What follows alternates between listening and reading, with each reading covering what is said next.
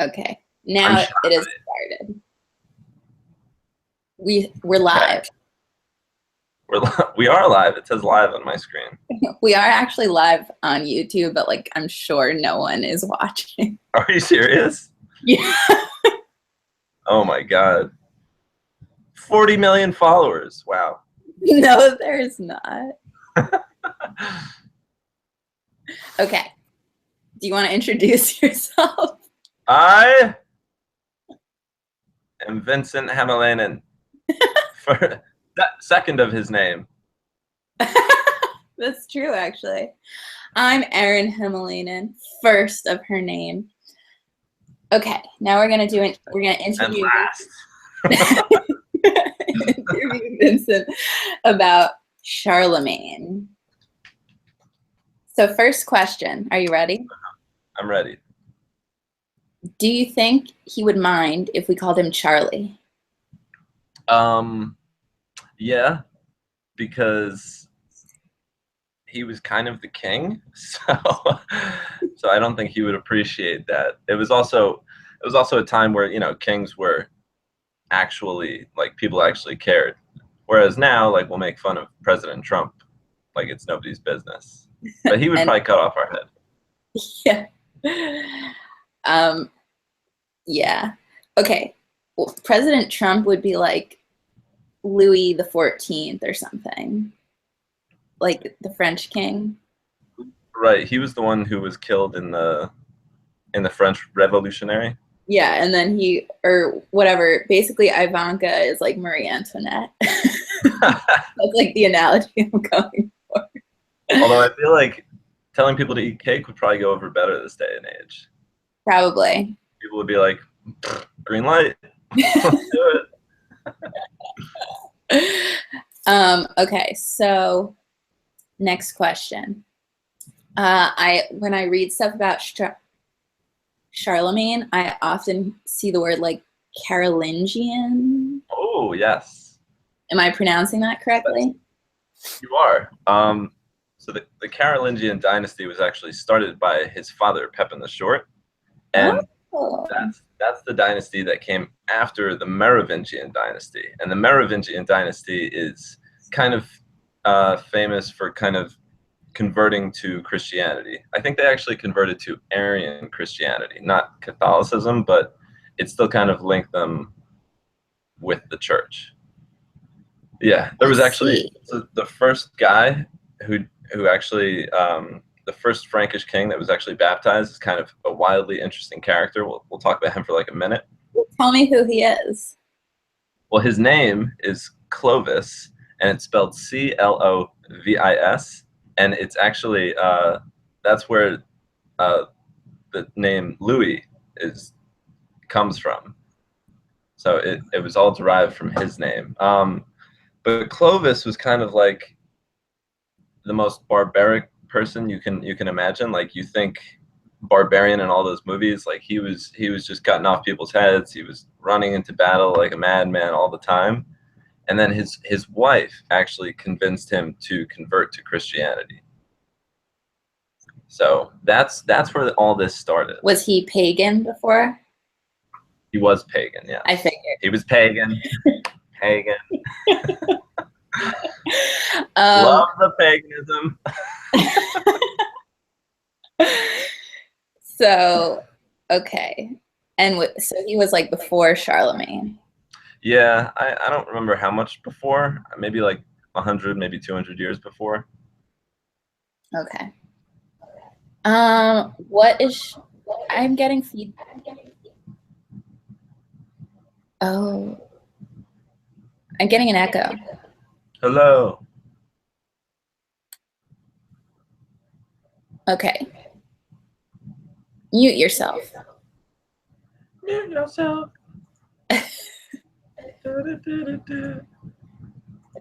Okay, hold on. I didn't mute myself. I know. I can still hear. Okay, there you are. Okay. Next question. What is Charlemagne most famous for?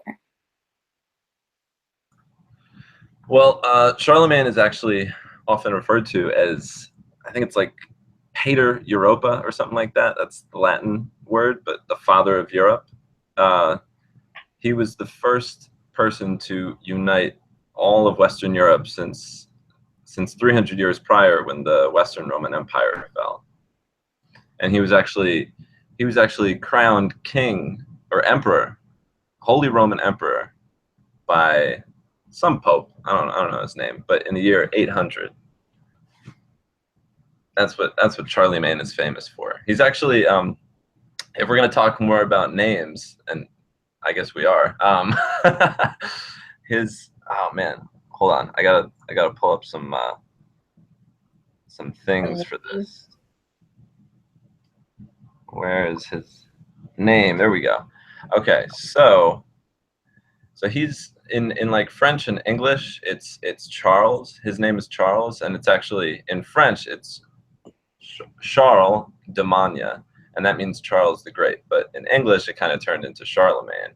Got it. In Latin, Charles is Carolus, and that actually is his name. Literally means, or is it's the derivation for the word king in a lot of other languages, like in where is it? In Lithuanian, Karalius, and Latvian, Carolus, and these other ones that I can't read, but I'm assuming sound somewhat similar to that. But yeah, that's what he would be most famous for. Okay. Was he good looking? He was odd looking, but I think a lot of Europeans at the time were. He was really tall for the time. He was 6 foot and like 6'3", and back then that's just you're like a head above everybody else. And he wasn't like the broadest or like stocky human being, but he was probably in pretty good shape. From all the battles? Yeah, really exercised a lot during all those battles.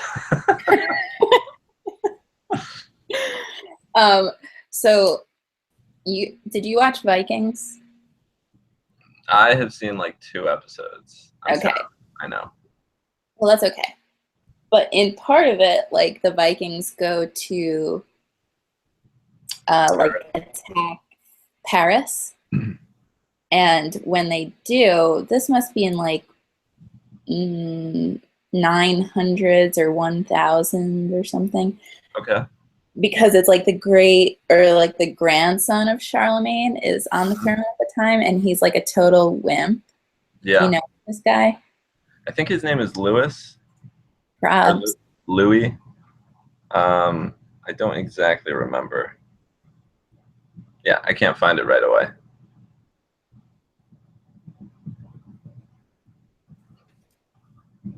I'm looking. Oh, I must have, the one I'm thinking about is in 845. And it was King Charles the Bald. Oh, that's not the name you want on yours. King Charles the Bald. What can we say about King Charles? No, he's bald. Oh. Or maybe it was this one in 800. Your grandfather was called Charles the Great. You're Charles the Bald. Yeah, this one took place in 845. The Vikings were led by Ragnar. Okay. Legendary Viking. And they like, a lot of them got sick like before the siege and stuff, so they were just kind of like camped out for a while. Blah blah blah.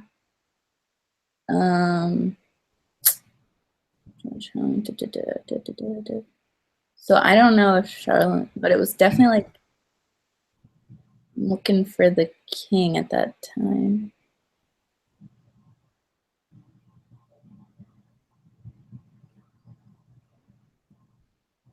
I can't find it. Never mind. But I guess it was Charles the Bald. Yeah, Charles the Bald. And he was supposedly like really wimpy. Yeah, he was grandson of Charlemagne and the youngest son of Louis the Pious. Yes, Louis the Pious. Oh, I'm getting an echo. Oh, Hello? hi. Hi. Okay, it's better. Okay. Nope, now I hear it again. Okay. Mute yourself.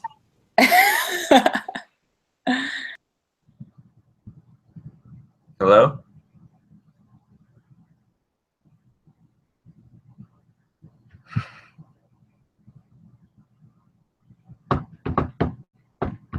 I can't hear you.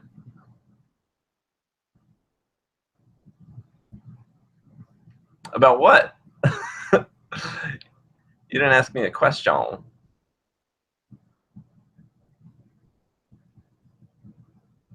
are you going to type it? Oh, boy.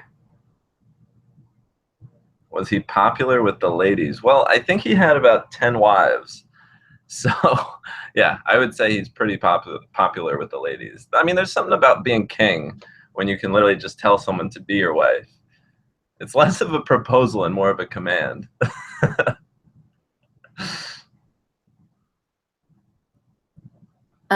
Speaking of, do you know that like the queen, like the current queen of England or the UK, whatever, proposed to her husband? And I Oh, think really? like because she probably had to. Yeah, because you'd think probably a lot of people would want to be the husband to the queen. Kind of has to be her idea.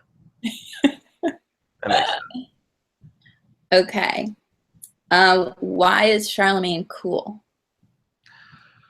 Well, I don't know if I would use the word cool because he was. I mean, he's a cool historical figure and everything, but um, he was very strict and like kind of very into. Well, I don't know.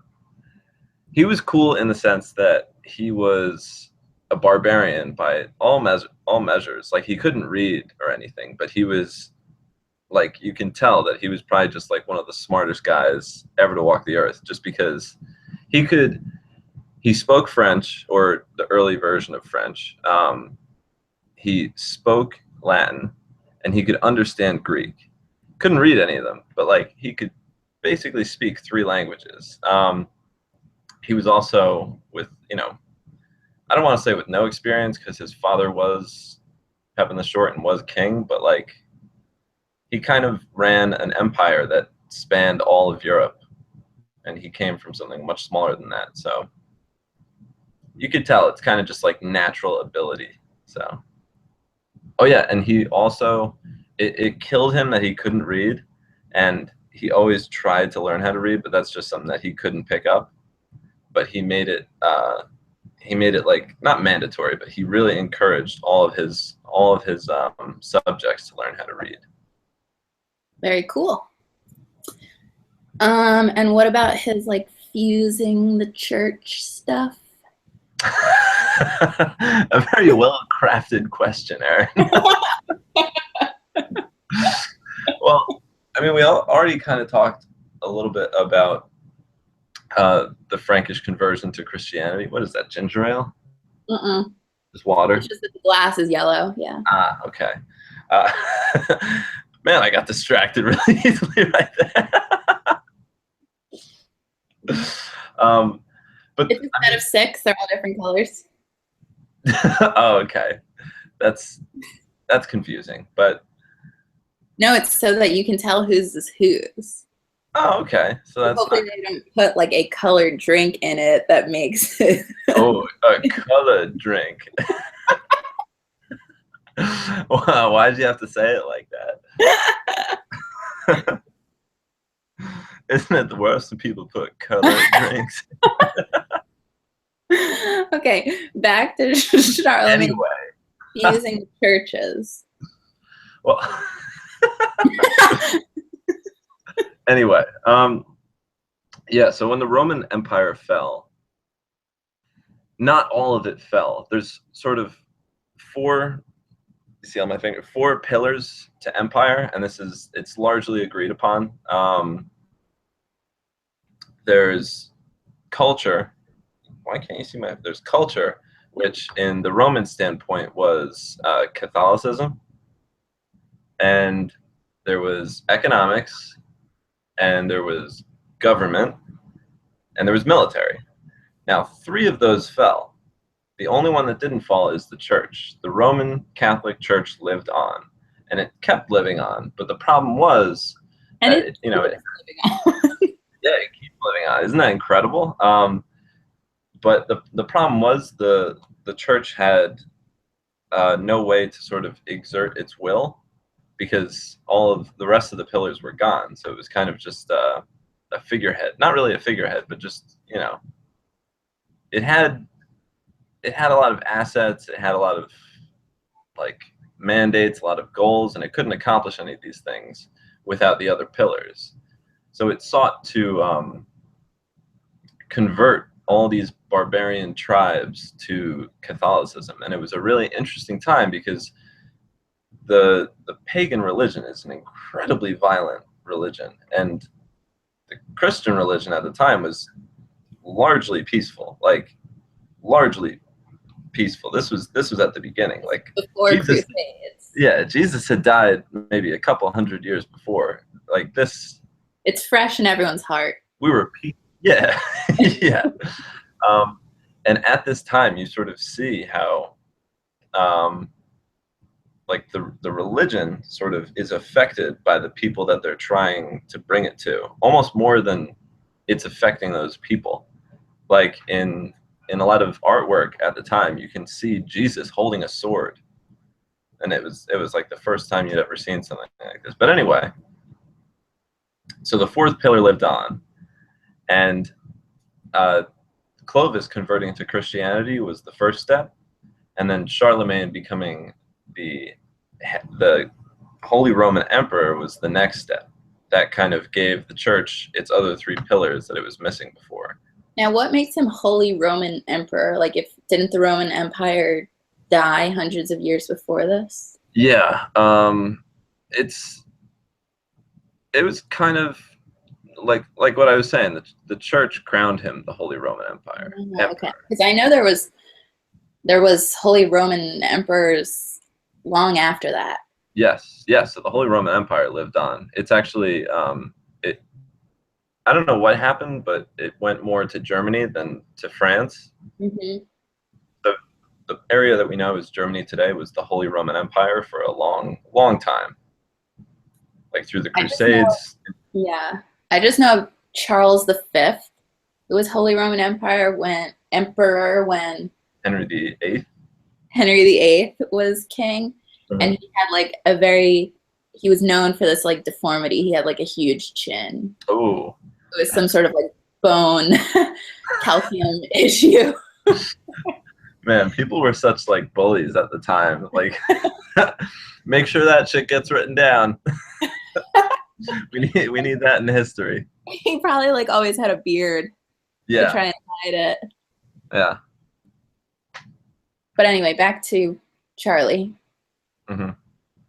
So he are you familiar with the Lombards? Yeah, I think that he married a Lombard queen. Lombard. Yeah, I think so I'm not sure if I'm right about this, but I think the Lombards were a big driving factor for the Catholic Church to sort of seek out the other 3 pillars, because the Lombards were sort of terrorizing you know where Lombardy is? No. It's like the northern part of Italy. Oh. So it was, I don't want to say terrorizing, but sort of seizing things that the church thought was theirs. So yeah, they were like, oh boy, we need some thugs. And then they got Charlemagne. Yeah. What were you going to say about Lombardy? Oh, I thought wasn't there didn't the Catholic Church have like an army at some point? Yeah, they've had a lot of armies. Are you talking about like the Lombard League? Mabes. We represent the Lombard League. The Lombard League. I know nothing about the Lombard League. So, disclaimer. Okay. I just know the name. That's good enough.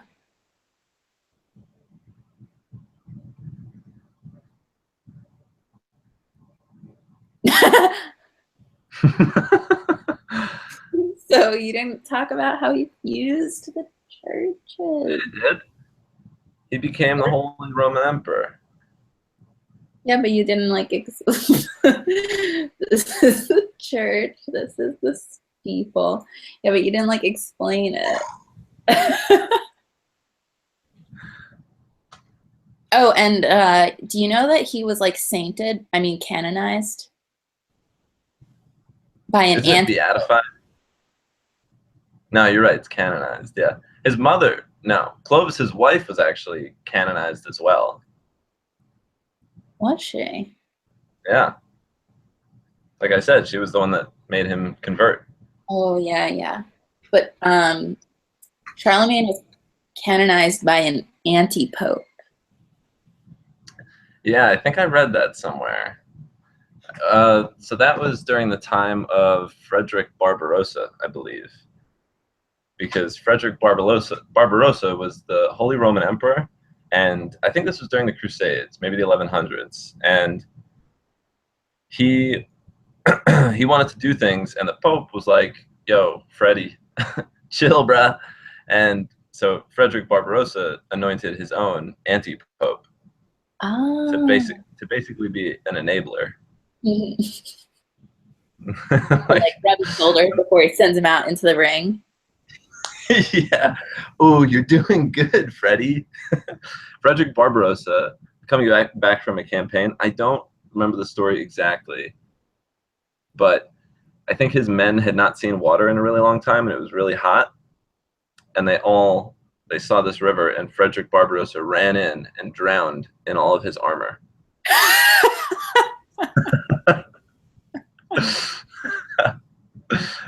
So not Like the no sharpest tool in the shed. What's that? No one helped him. I think he drowned like right away. Instant drown. Oh, Lordy. All right. Is there anything else you want to say about Charlemagne? I thought you were going to ask me other questions. I ran out.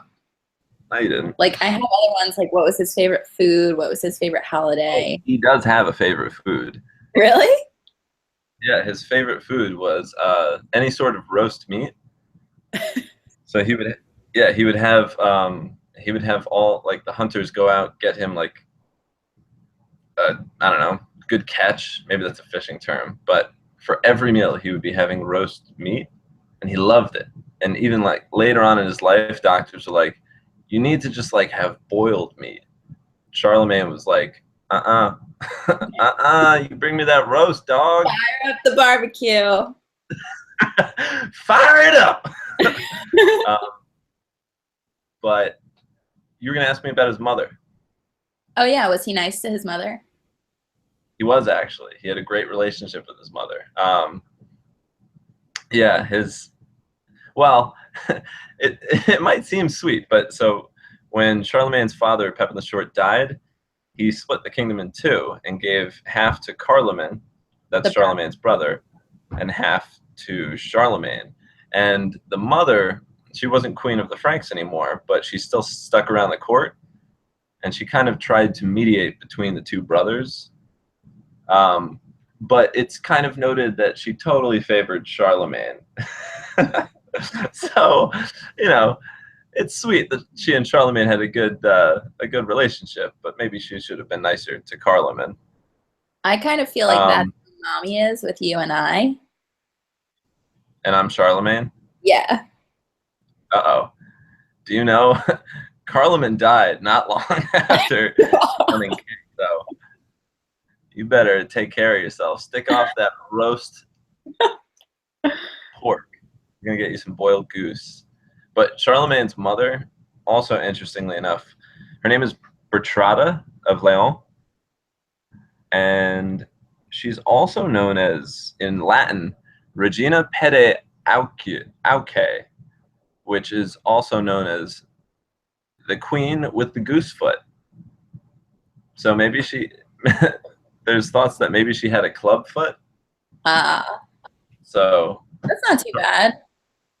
but again, why are we writing these things down in history? There's nothing more significant about the person than the fact that they have a Club. club foot. Yeah, Charles the Bald. I love that one. So I guess like her husband was short and she had a club foot, and that's why like why Yeah. they got together. Yeah, 100%. They couldn't find anybody else. They were both like weakling. Yeah. Yeah.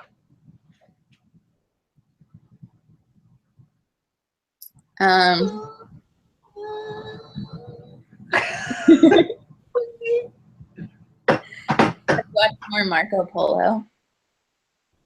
No, I haven't even finished the first episode. I was working a lot.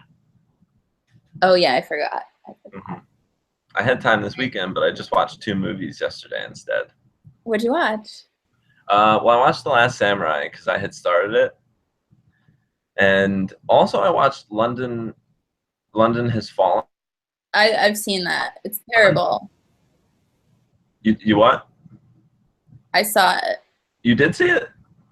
With Gerard Butler? Yeah, it was actually when I was living in California, and Sasha had like a very busy week, so then he'll watch some like dumb action movie. Yeah. And so like I was doing work, but I saw like while he was watching it, and I'm just sitting there like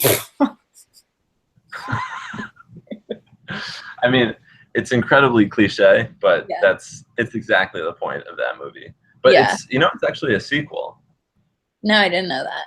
Yeah, the first one was Olympus Has Fallen, and that was when the White House was attacked by North Koreans. They're both very not, I don't want to say similar, but Special quality. Yeah. But yeah, I figured I'd recommend it to you since a lot of London sites are getting bombed. Like in real life. Forgot about that. Yeah. Yeah, and I think a couple times during the movie, obviously the main sites, you know, I knew, like they bombed Westminster Abbey, and I was like, oh, I'm so glad I visited it. Yeah, right. Oh my God, got in there just in time. But also, I think I saw another couple streets that I recognized from my visit. Cool. So it's cool. There was like some really famous movie. Oh yeah, 28 Days Later, that I just watched like a few weeks ago, and how was it? It's like zombie. Did you like it? It's great. Yeah, I loved it. Awesome. Have you seen it? No, I haven't actually. Well, it takes place in London. Oh, really? Yeah, I totally didn't know. Like I had heard of it a million times. It's like a classic, but it's so good. I mean, it's really weird, but like because it's old. And you'll recognize the main character because he's in like a million things, usually playing an evil role, but in this he's like the good guy. I'm gonna look him up right now.